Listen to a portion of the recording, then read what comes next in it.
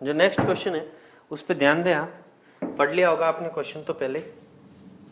Electric field due to a disc, charge disc, ठीक है।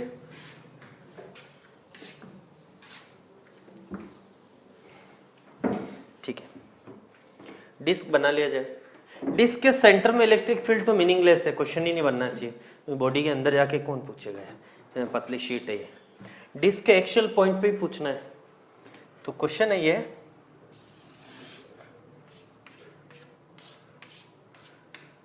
बहुत पतली है और शीट टाइप की थी, और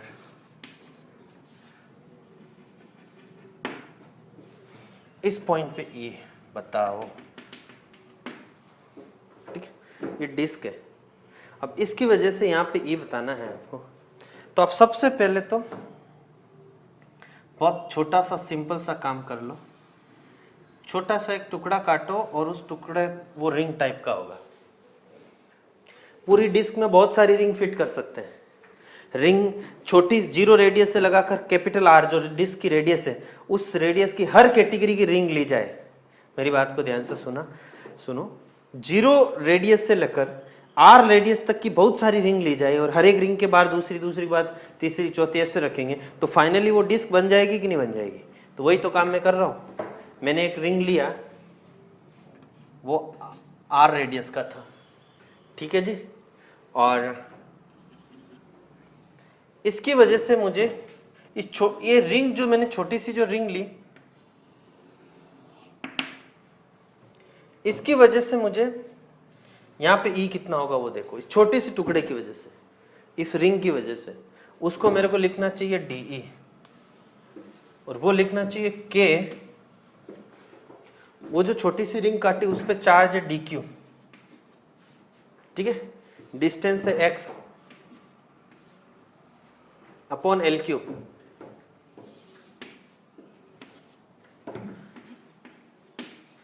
ठीक है। कोई दिक्कत वाली बात? L3 लिखो, या फिर इसको लिख सकते हैं R² प्लस x², ठीक है।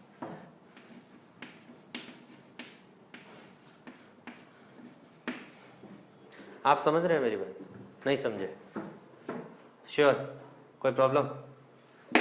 ठीक है। अब बात आती है DQ को क्या लिखोगे। ये जो आपने रिंग काटी, छोटी सी रिंग,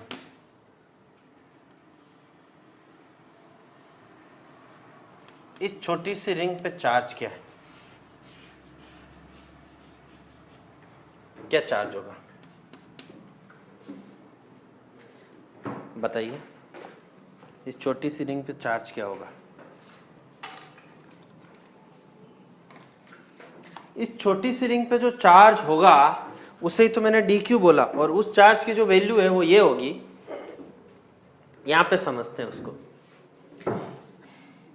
रिंग इस तरह से बनाया मैंने,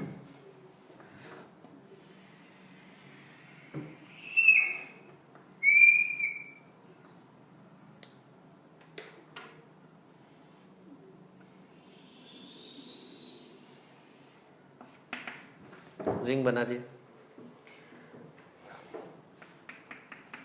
रिंग की जो थिकनेस है वो dr है। कितनी है? dr, ठीक है। और इसकी जो रेडियस है वो r है। समझ रहे हो आप? अच्छा, आप कहेंगे कि सर इसकी क्या प्रॉपर्टी दी गई है, डिस्क की प्रॉपर्टी क्या दी गई? मैं कहूंगा डिस्क का सिग्मा दिया आपको। भाई डिस्क देगा तो उसका लैम्डा तो देगा नहीं। डिस्क का कोई यूनिट लेंथ होता है क्या? डिस्क का तो एरिया होता है, तो आपको तो सिग्मा ही देगा ना, यूनिट एरिया पे चार्ज। तो इसकी जो प्रॉपर्टी क्वेश्चन में मेंशन की गई है वो है सिग्मा। यूनिट एरिया पे जो चार्ज है वो सिग्मा। तो आप सोचें आप इस बात को कि ये जो छोटा सा टुकड़ा काटा उसका एरिया कितना होगा, उसका एरिया कितना होगा वो ध्यान से देखें। यहां से इस रिंग को कट करें, इस रिंग को कट करके लंबा करेंगे, क्या इस तरह की होने वाली है? होगी? क्या लंबाई होने वाली उसकी? 2πr लेंथ होगी, और उसकी हाइट क्या है? dr। आप समझ नहीं रहे मेरी बात। इसको मैंने कट किया, लंबा गया, लेंथ कितनी है? 2πr। हाइट कितनी? थिकनेस जो है इसकी जो dr थी वो हाइट में बदल जाएगी, तो इसका जो एरिया है वो आएगा 2 पाई आर डी आर। बोलो बच्चों, 2 पाई आर डी आर। तो 2 पाई आर डी आर तो उसका एरिया हो गया, इंटू सिग्मा कर दो, ये आ गया उसके ऊपर डी क्यू। समझ में नहीं आया लगता है। तो मैं इसको, ये जो मेरे लिए डी है, इसको मैं लिख सकता हूं के 2 pi R D R sigma X upon R square plus X square का रूट का क्यूब। अब तक की कहानी समझ में आई? चलिए ई की बात करते हैं। ई तो इंटीग्रेशन हो गया, किसका इंटीग्रेशन? के 2 pi R sigma X D R upon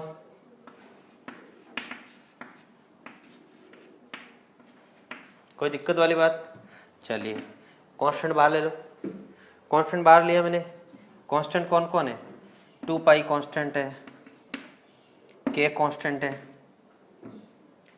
sigma constant है, एक्स कांस्टेंट है, बाकी जो है सब वेरिएबल है। आर जो है वो वेरिएबल है। आर तो वेरी कर रहा है ना 0 से 2 तक, तो आर अंदर रहेगा, डी आर अंदर रहेगा। आर जब वेरिएबल है तो आर अंदर रहेगा, तो एक्स तो अंदर रह जाना है। तो क्योंकि ऐसा नहीं कि सिर्फ एक्स बाहर ले लिया, तो जो अंदर है उसको लिख देता हूं मैं, R D R, R square plus X square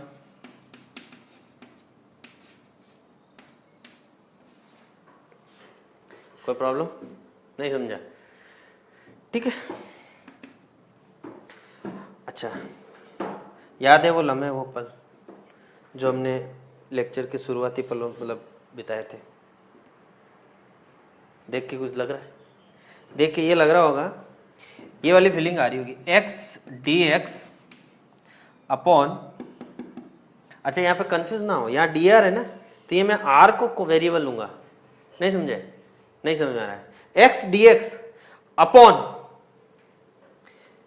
x square plus A square, ये ध्यान रखना, कंपेयर करिए। ऐसा नहीं एक्स के साथ कंफ्यूज ना हो, ये एक्स यहाँ पे कांस्टेंट है जो कि ए स्क्वायर का काम कर रहा है, आर यहाँ वेरिएबल है जो मेरा एक्स का काम कर रहा है, ऊपर R D R upon R square. आप समझ रहे होंगे, मैप कर पा रहे होंगे। और इसका इंटीग्रेशन आपको याद होगा, एक्स, इसको हम लोग इंटीग्रेशन तो नहीं, लेकिन इसको रिजोल्व करने पर आया था sine theta D theta by, वहां पे ए आ रहा था, यहां पे एक्स आएगा। नहीं समझे आप? या इसको रिजोल्व करने पर तो ए ही आएगा, लेकिन यहां पे रिजोल्व करने पर एक्स आएगा। तो मैं आपको बता देता हूं मैं क्या कहना चाहता हूं। 2 पाई के सिग्मा एक्स, ठीक है,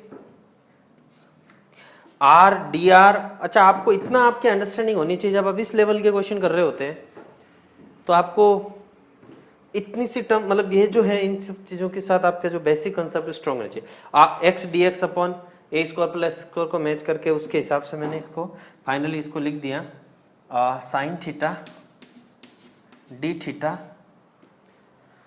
अपॉन एक्स। अच्छा, अब थीटा कहां से कहां तक वेरी कर रहा है? 0 डिग्री से। यही तो थीटा मेरे लिए, ये थीटा है, ठीक है, मैं यही थीटा मान लेता हूं ना। तो ये थीटा जो है 0 से लगाकर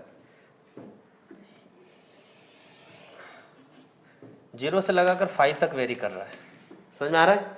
0 से लगाकर 5 तक वेरी कर रहा है। कोई दिक्कत वाली बात?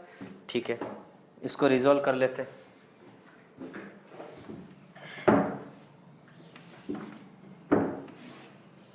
क्या लिखेंगे? 2 पाई के सिग्मा एक्स, एक्स तो नीचे आ गया, और इसका इंटीग्रेशन होगा कोस, कोई प्रॉब्लम? 0 से लगाकर 5 तक। कोई दिक्कत वाली बात? वेरी गुड, ठीक है। अच्छा, एक्स से एक्स काट दिया मैंने, फाइनली टर्म लिखा 2 पाई के सिग्मा अंदर माइनस का कोस पाई। इसको सॉल्व करें आप अपने से, या तो इस माइनस को पूरा बाहर ही ले लो, बाहर ले सकते हैं हम, बाहर लेंगे तो अंदर वाली टर्म, अच्छा इस माइनस को मैं बाहर ले लेता हूँ, यहीं पे ले लेता हूँ, तो अंदर क्या बचा, cos फाइव माइनस वन, कैसे cos five minus cos zero, सीधा कर दिया मैंने, ठीक है। इस माइनस को वापस अंदर ले जाऊं,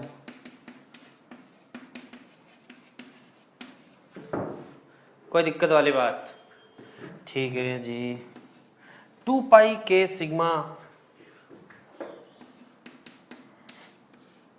के को क्या लिख सकता हूं मैं, 1/4 पाई एप्सिलॉन नॉट, लिखो तो भी ठीक है, नहीं लिखो तो यहां तक रखो तो भी ठीक है,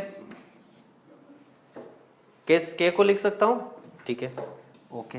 1 माइनस cos फाइव तो दिया नहीं था आपको, आपको तो दिया ये टोटल रेडियस r और ये x, तो आप लिख सकते हो cos फाइव कितना होगा,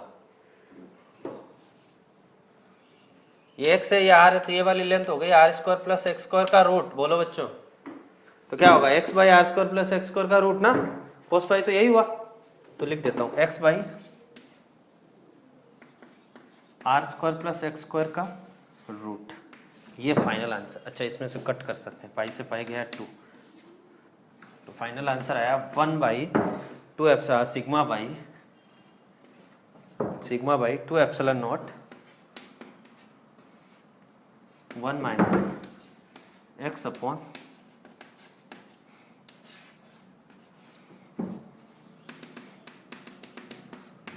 ये फाइनल रिजल्ट है इसका। बोलो कोई दिक्कत वाली बात, समझ में आया, नहीं समझा, श्योर। चलो नया क्वेश्चन जो डीपीपी में डालने वाला हूँ उस क्वेश्चन की बात करता हूँ मैं, कि अगर ये जो x है इसको मैं, मतलब ये जो x है मैंने बहुत छोटा दे दिया मैंने कहा कि ये जो डिस्क है ना इसके जस्ट नजदीक में, बिल्कुल पास में जाके मैंने कहा यहाँ पे ये कितना होगा, एकदम पास खड़ा हो गया, डिस्क के जस्ट नजदीक खड़ा हो गया, बोला मुझे ई बताइए, क्या उस टाइम आप ऐसा मान सकते हो कि जो x वैल्यू है, x वैल्यू r के कंपेयर में बहुत ही छोटी है, मान सकते हो, x बहुत स्मॉलर मान सकते हो, श्योर, कोई दिक्कत, तो x बहुत छोटा हुआ तो r² प्लस x स्क्वायर का जो रूट है उसको मैं r² मान सकता हूं, are you sure, so root r² बाहर आया तो r हो गया r minus X by R, और चूंकि x बहुत छोटा होने की वजह से ये पूरी टर्म ही एलिमिनेट हो जाएगी सही मायने में, तो ये जो टर्म है r बहुत बड़ा x बहुत छोटा, तो x अपॉन r ऑलमोस्ट 0, तो 1 माइनस 0 1, तो फाइनल रिजल्ट आएगा सिग्मा बाई 2 एप्सिलॉन, ठीक है, कोई दिक्कत, जितना क्वेश्चन में दिया उतनी बात की जाए तो यही आंसर है, बोलिए। अच्छा इसको आप नोट डाउन कर लीजिए और हम चलते हैं नेक्स्ट क्वेश्चन की तरफ, ठीक है।